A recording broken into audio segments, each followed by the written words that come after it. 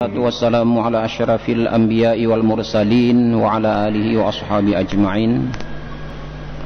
Asyhadu an la ilaha illallah wahdahu la syarikalah wa asyhadu anna Muhammadan abduhu wa rasuluh. Allahumma salli wa sallim ala sayyidina Muhammad wa ala alihi wa ashabi ajma'in, amma ba'd. Jamaah salat maghrib serta pendengar radio dimanapun berada,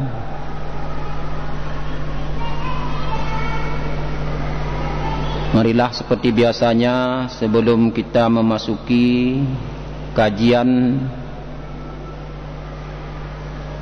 ilmu hadis kita pada malam hari ini, menyampaikan puji syukur kita kepada Allah Subhanahu wa taala, karena Allah Subhanahu wa taala telah memberikan nikmat dan karunia-Nya kepada kita yang tidak terhingga.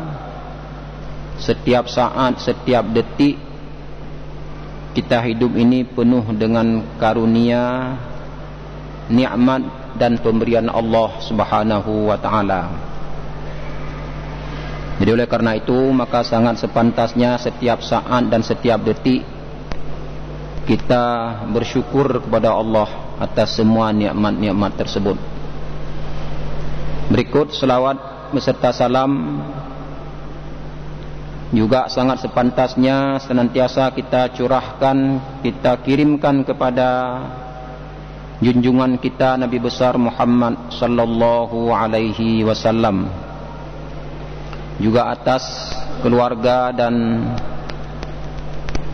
sahabat beliau yang dengan susah payah telah berjuang bersama baginda Rasulullah sallallahu alaihi wasallam untuk menegakkan ajaran agama yang suci ini, yaitu agama Islam, untuk memperkenalkan ajaran-ajaran Islam secara sempurna, secara kafah kepada kita para jamaah sekalian.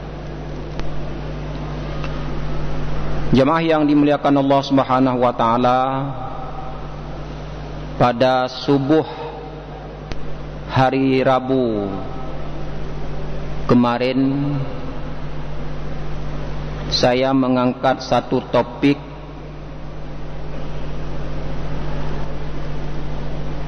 yaitu berbicara tentang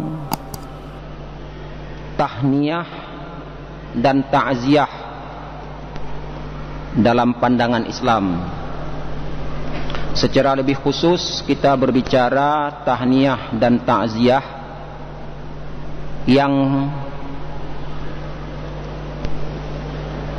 tidak disampaikan secara langsung, tapi disampaikan secara tulisan, ataupun tahniyah dan ta'ziyah disampaikan melalui media papan bunga. Ini sudah kita bahas pada pagi subuh kemarin. Dasarnya adalah hadis Rasulullah. Saya ingin mengulang hadis dari Rasulullah sallallahu alaihi wasallam ini karena kemarin tidak sempat dijelaskan. Artinya ketika kita umat Islam bertahniyah atau bertakziah. Bertahniyah artinya menyampaikan berita gembira, ya, mengungkapkan rasa senang dan bahagia atas nikmat yang diberikan Allah Subhanahu wa taala kepada saudara-saudara kita yang lain. Jadi pada saat saudara kita mendapatkan nikmat dari Allah Subhanahu wa taala, apakah nikmat tersebut berupa umpamanya dari sakit diberikan sehat, atau dari sebelumnya belum dapat jodoh kemudian diberikan jodoh oleh Allah Subhanahu wa taala, atau sebelumnya belum dikaruniai anak atau momongan, tapi sekarang sudah dikaruniai oleh Allah Subhanahu wa taala, atau seseorang yang baru saja mendapat nikmat-nikmat yang lain. Jadi dalam Islam kita disunatkan untuk menyampaikan rasa bahagia tersebut. Jadi seolah-olah rasa kebahagiaan yang dirasakan oleh saudara kita, kita juga turut merasa rasa bahagia tersebut. Jadi pada saat saudara-saudara kita mendapatkan nikmat dan rahmat yang begitu banyak di Allah Subhanahu wa taala, sehingga kita melihat saudara kita ini hidup bahagia dan ceria, itu dalam Islam disunatkan untuk menyampaikan, kita juga turut rasa bahagia dengan kebahagiaan yang dirasakan oleh saudara kita. Ini barangkali yang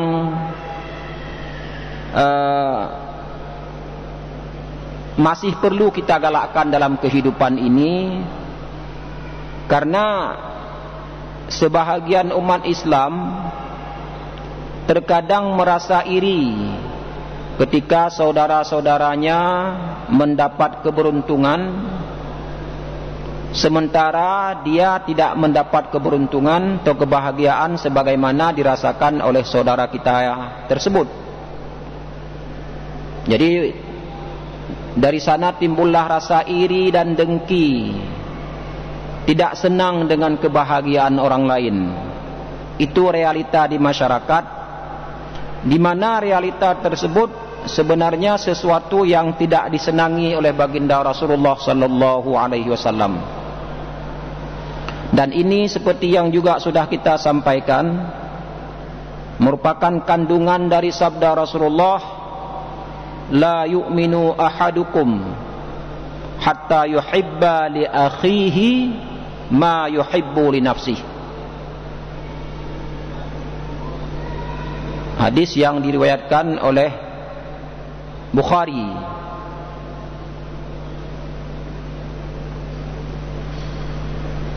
Di mana kandungan hadis ini adalah baginda Rasulullah sallallahu alaihi wasallam mengatakan, tidak sempurna iman yang dimiliki oleh seseorang sehingga ia mencintai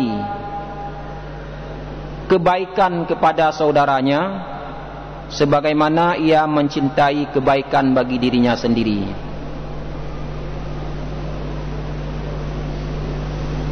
Di beberapa buku yang ditulis dalam bahasa Indonesia, kadang-kadang hadis ini diterjemahkan dengan makna yang sangat sederhana para jamaah sekalian. Kita sering menemukan terjemahan dari hadis ini, tidak sempurna iman seseorang sehingga ia mencintai saudaranya sebagaimana mencintai dirinya sendiri. Ya. Jadi cinta kepada saudara seperti cinta kepada diri sendiri. Padahal di dalam penjelasan terhadap hadis-hadis tersebut dikatakan tidak sempurna iman seseorang sehingga ia mencintai kebaikan. Jadi cinta kepada saudara di situ maksudnya mencintai kebaikan. Jadi pada saat saudara kita mendapatkan kebahagiaan hidupnya atau kesenangan hidupnya atau keberuntungan dalam hidupnya, bagaimana caranya supaya kita memiliki iman yang benar? Ya, pada saat kita melihat kebahagiaan orang lain, maka kita merasa bahagia juga, sama seperti bahagianya atau senangnya pada saat kebahagiaan itu berada pada pihak kita.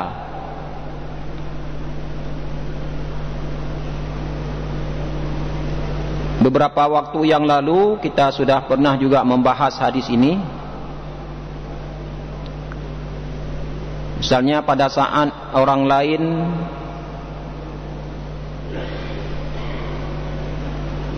karena karunia dari Allah mampu membeli kenderaan baru,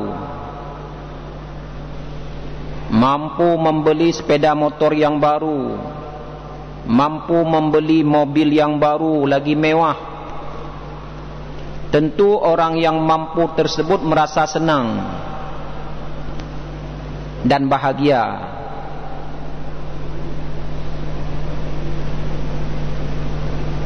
Apakah kebahagiaan yang dirasakan oleh mereka yang mampu membeli barang-barang mewah tersebut juga dirasakan oleh kita? Inilah makna hadis ini.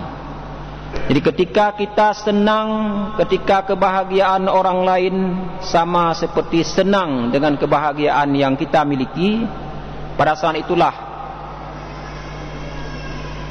kita dikatakan oleh baginda Rasulullah sebagai orang yang sempurna imannya. Jadi kita merasa bahagia dengan kebahagiaan orang lain, dan kita juga merasa sedih dan berduka pada saat orang lain juga merasa sedih dan duka. Pada saat orang tertimpa musibah, pada saat saudara kita sakit, pada saat saudara kita kemalingan misalnya, pada saat saudara kita kehilangan sebahagian hartanya, tentu saudara kita tersebut merasa sedih, merasa gundah. Lalu apakah pada saat tersebut kita merasa sedih, kita merasa susah sama seperti mereka yang merasa susah, atau justru sebaliknya? Artinya ketika orang lain merasa susah, kita senang, ya. Dalam kondisi seperti itu, sebagai orang yang sempurna iman adalah pada saat orang lain merasa susah, pada saat orang lain belum dikaruniai anak, kita mestinya juga merasa sedih dikarenakan saudara kita merasa sedih. Pada saat saudara kita tertimpa musibah, rasa musibah itu juga mestinya kita rasakan. Kita merasa turut iba atas musibah yang diderita oleh saudara kita. Itulah makna dari hadis la yu'minu ahadukum hatta yuhibba li akhihi ma yuhibbu li nafsihi. Pada saat hal itu bisa kita rasakan seperti yang dirasakan oleh saudara kita, tidak malah merasa senang ketika saudara kita susah. Itulah kandungan dari hadis itu, yang dalam kehidupan umat manusia terkadang berlaku sebaliknya. Jadi oleh karena itu para jamaah sekalian, kaitannya dengan apa yang kita sampaikan malam ini adalah pada saat orang lain merasa susah dan duka, disyariatkan bagi kita untuk bertakziah kepadanya.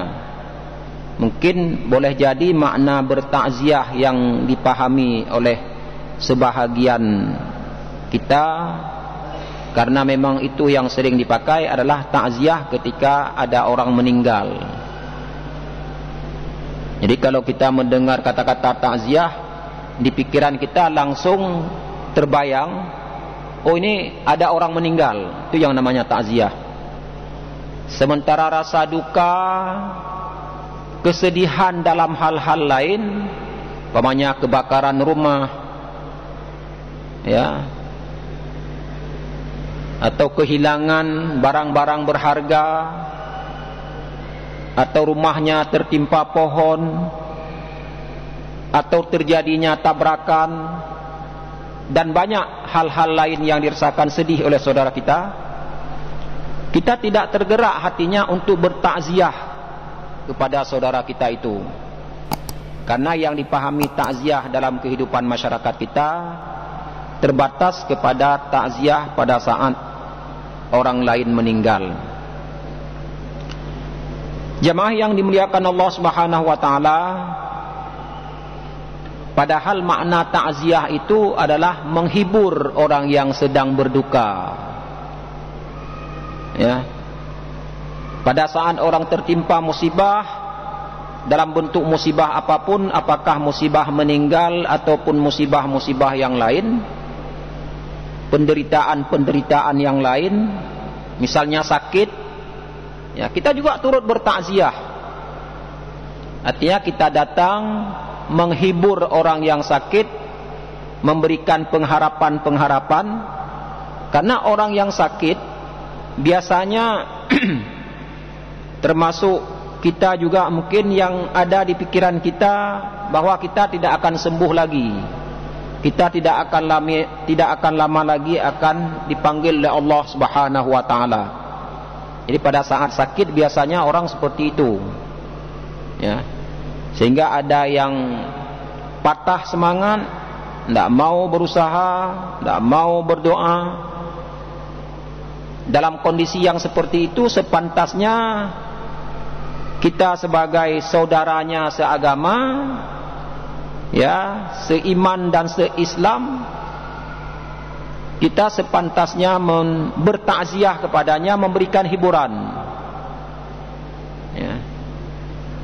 Menyenang saudara kita yang sakit, orang yang bertakziah itu kadang-kadang bisa saja mengatakan itu sakitnya ya biasa. Orang lain juga pernah merasakan seperti itu. Enggak usah terlalu memikirkan macam-macam. Apalagi kita sempat mengatakan, pamannya akan menghibur dia bahwa dengan diberikan sakit ini itu akan merupakan satu kesempatan bagi kita untuk ingat kepada Allah. Sakit itu juga akan menyebabkan diampuninya dosa oleh Allah. Orang yang sakit itu dengan adanya ucapan-ucapan rasa takziah, rasa hiburan itu boleh jadi yang sakitnya itu bisa terobati, ya. Sebab ada orang yang sakit karena pikiran. Jadi kita hibur orang-orang yang sakit tersebut, yang stres itu, dengan harapan-harapan yang baik. Itu satu hal yang sangat luar biasa yang kita lakukan.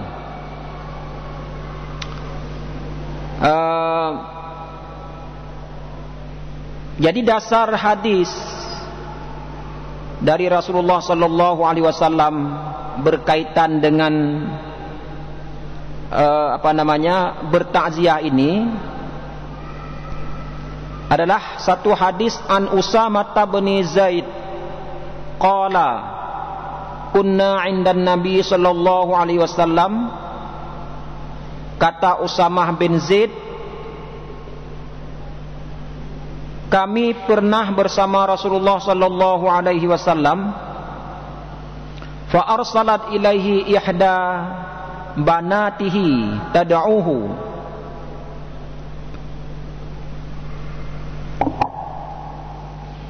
Lalu salah seorang dari putri Rasulullah sallallahu alaihi wasallam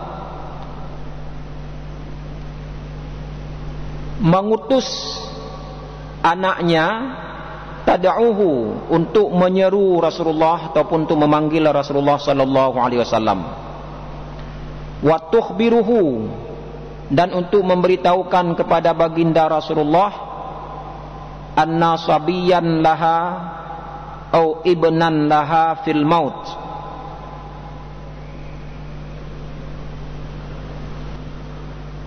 untuk memberitahukan kepada Rasulullah bahwa anaknya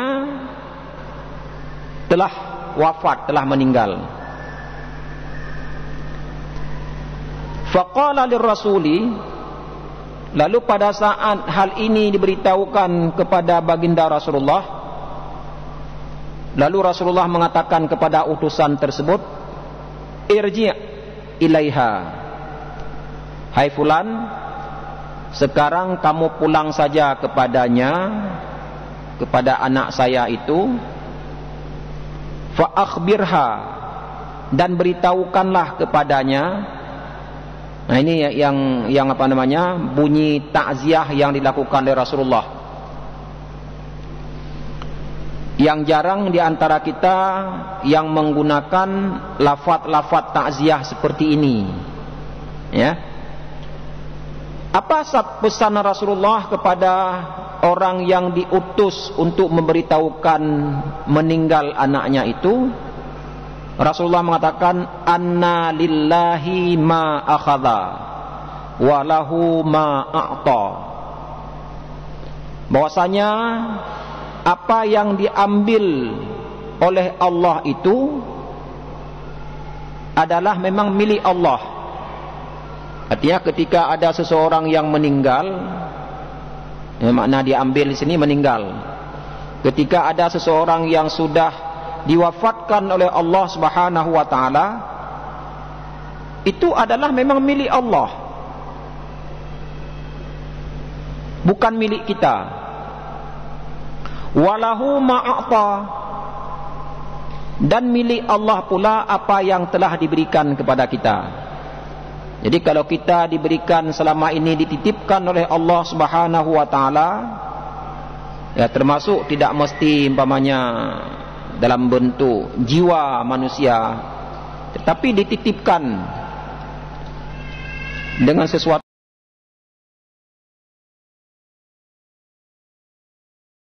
yang lain, ya, umpamanya kita memiliki harta, lalu harta kita dicuri, atau kita dititipkan rumah, lalu rumahnya terbakar, ya, walahum ma'ata, dia yang dititipkan selama ini itu milik Allah juga. Ini ucapan yang cukup memberikan makna yang dalam bagi kita, untuk memberikan kesadaran yang boleh jadi orang-orang yang sedang tertimpa musibah, apakah musibah kematian ataupun musibah-musibah lainnya, itu yang ada di pikiran kita jelek saja. Mengapa saya terus-menerus ditimpakan musibah, ya, berpikir yang jelek-jelek kepada Allah. Tapi dengan ada yang mengingatkan, walaupun kita tahu, semestinya kita tahu bahwa rumah kita yang sudah terbakar itu milik Allah, tahu. Tapi dalam situasi dan kondisi yang sedih seperti itu, kadang-kadang kita tidak ingat. Jadi seolah-olah rumah yang terbakar itu memang milik kita sendiri, tidak ada intervensi Allah. Tetapi dengan adanya takziah, ya, peringatan-peringatan yang disampaikan oleh saudara kita yang lain, itu dari tadinya sedih bisa berubah, ya, bisa berubah, bisa membuat kita sadar untuk apa kita terlalu bersedih, karena semua ini, ya, itu milik Allah. Ibarat seseorang yang ingin bepergian jauh, lalu dia mau menitipkan barang yang berharga di tempat kita. Mungkin ada sepeda motornya, atau ada benda-benda berharga yang lain. Lalu karena dia mau pergi musafir jauh, khawatir kalau barang-barang tersebut disimpan di rumahnya. Lalu dia menitip ke tetangga, misalnya, Pak, Bu, saya mau bepergian beberapa hari, saya khawatir kalau tinggal barang ini di rumah saya titip sebentar di rumah Bapak, di rumah Ibu, ya, mobilkah, sepeda motor, atau barang-barang lain.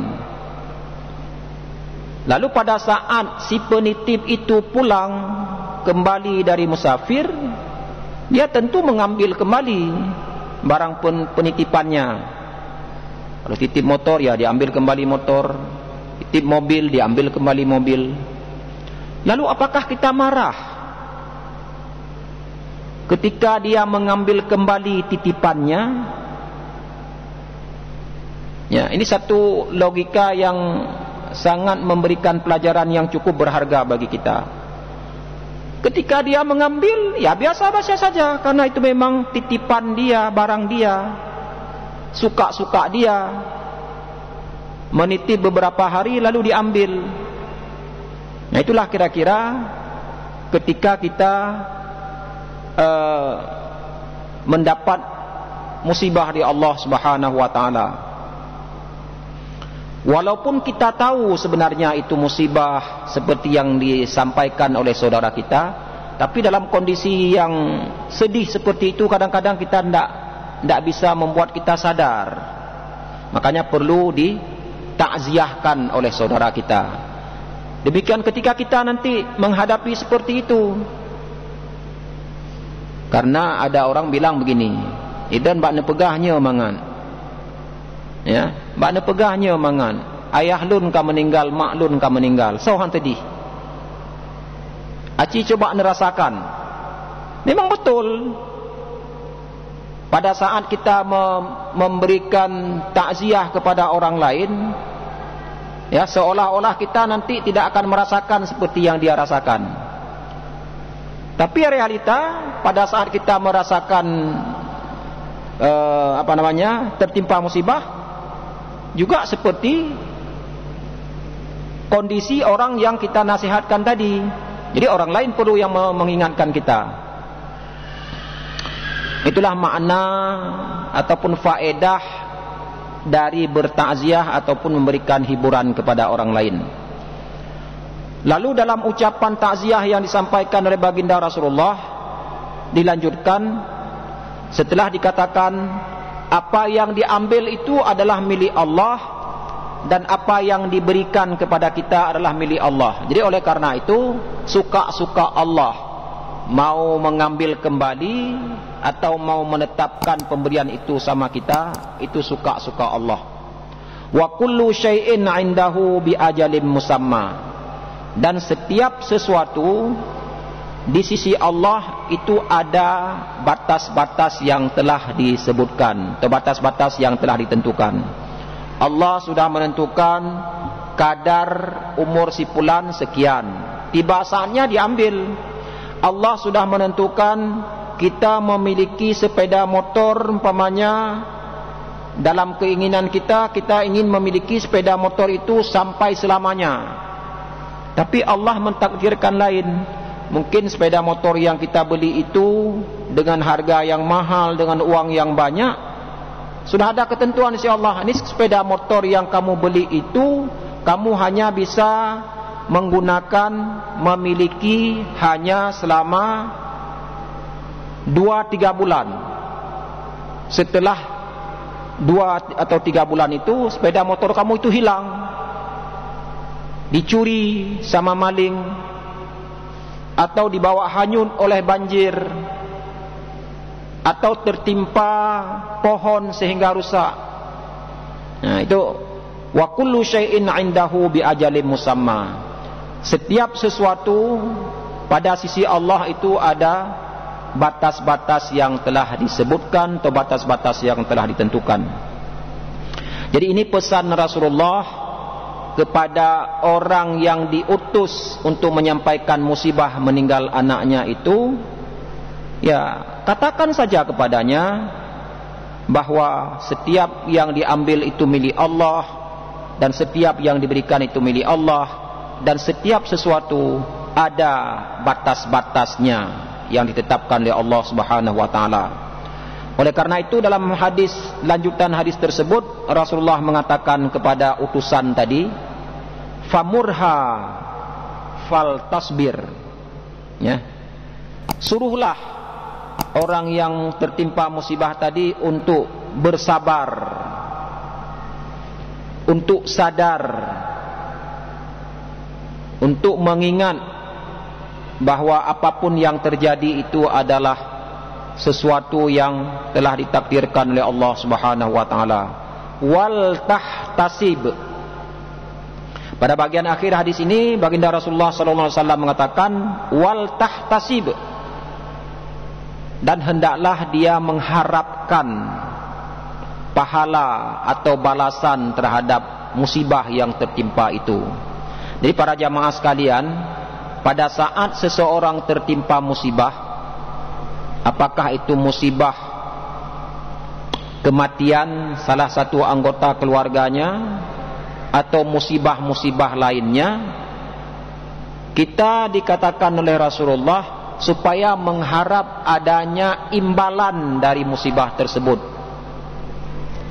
Mungkin imbalan tersebut ya kita nggak tahu imbalan dalam bentuk yang lain ya.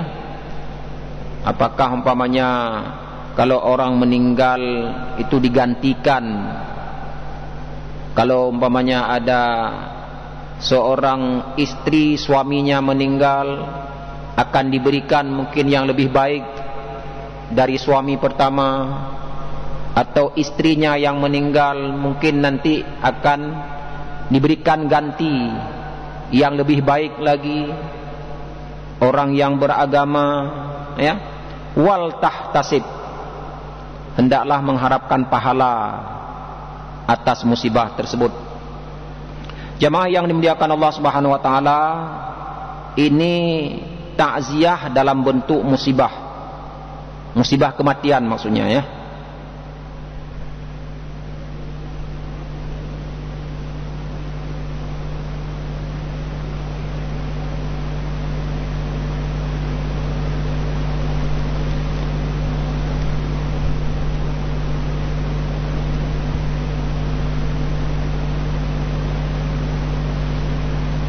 Kemudian ada juga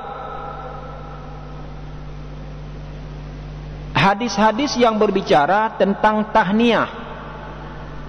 Jadi tadi kalau takziah itu menyampaikan rasa duka,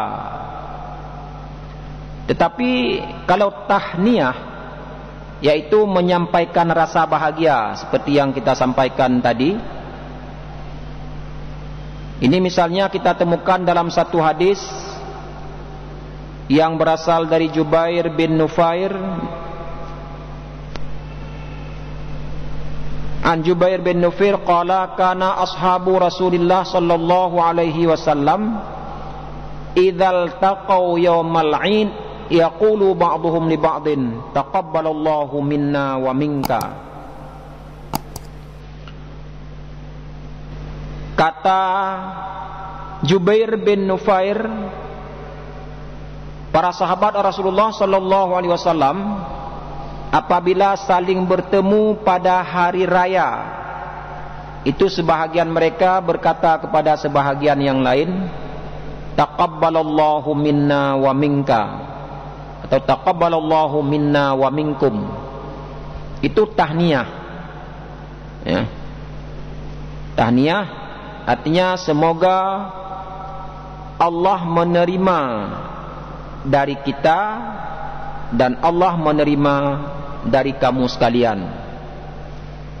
Ini biasanya diucapkan dalam kondisi rasa bahagia karena lebaran, karena berhari raya itu biasanya orang bahagia. Apa yang taqabbalallahu minna, semoga amal-amal ibadah yang kita lakukan, kalau umpamanya puasa Ramadan, itu puasa kita, salat tarawih kita, atau amalan-amalan yang lain, kita doakan pada saat kita bertahniah bertemu dengan saudara-saudara kita, saling mendoakan semoga amal ibadah tersebut diterima, baik dari kita yang mengucapkan ataupun orang lain yang bertemu dengan kita. Ini tahniah yang berkaitan dengan hari raya, dipraktekkan oleh para sahabat Rasulullah sallallahu alaihi wasallam.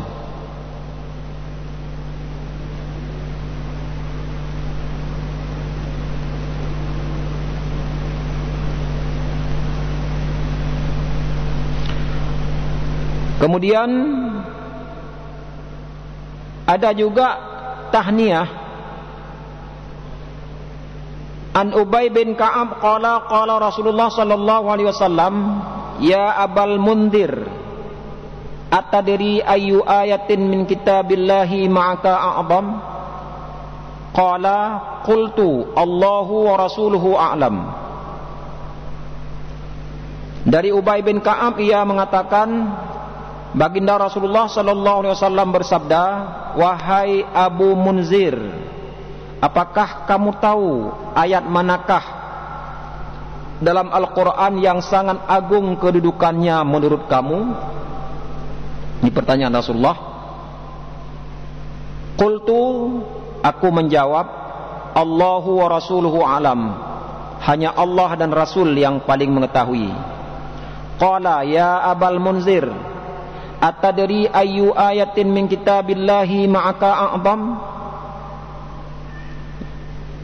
Lalu Nabi bertanya lagi, wahai Bapak Munzir, apakah kamu tahu ayat manakah dalam Al-Quran yang sangat agung kedudukannya menurut kamu?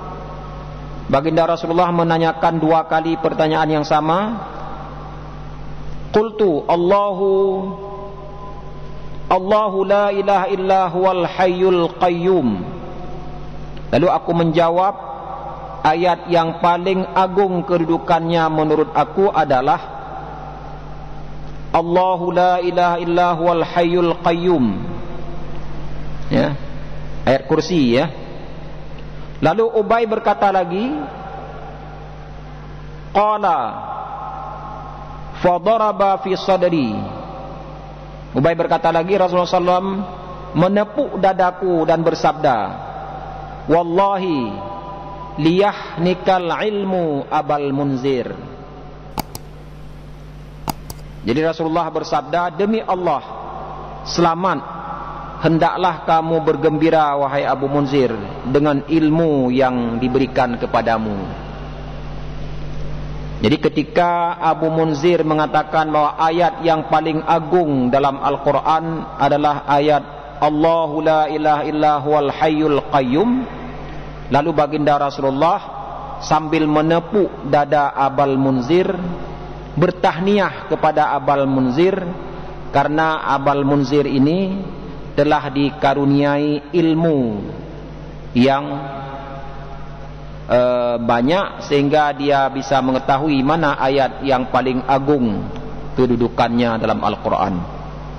Ini bentuk tahniah, penghargaan atau ucapan rasa gembira Rasulullah yang disampaikan kepada Abal Munzir ini, karena dia bisa mengetahui mana ayat yang agung di sisi Allah.